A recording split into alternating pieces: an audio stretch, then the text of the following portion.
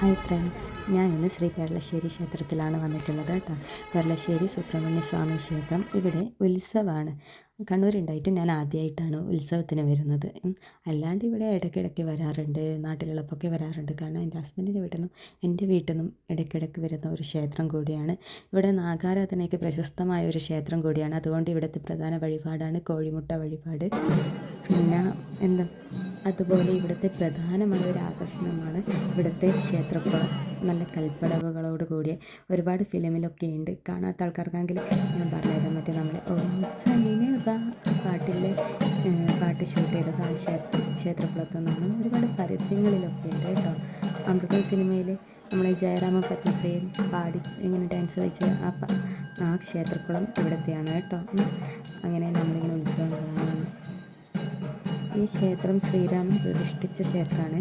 രാവണനെ തോൽപ്പിച്ച ശേഷം ശ്രീരാമൻ ഇവിടെ തങ്ങുകയും ഹനുമാൻ കൊണ്ടുവന്ന വിഗ്രഹം പ്രതിഷ്ഠിക്കാൻ ശ്രമിക്കുകയും ചെയ്ത ഐതിഹ്യം ഈ ക്ഷേത്രത്തിന് പിന്നിലുണ്ട്.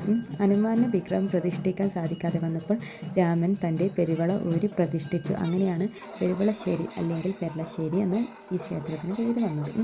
അങ്ങനെയാണ് ഇത് ഐതിഹ്യത്തിൽ പറയുന്നത്. ഇതൊക്കെ ഞാൻ നെറ്റിൽ നിന്ന് കണ്ടുപിടിച്ചതാണ് ഗൈസ്. അല്ലാത്ത ഉണ്ടെങ്കിൽ നിങ്ങൾ എന്നോട് പറയാം. അപ്പോൾ നമുക്ക് ഉത്സവം കണ്ടാലോ.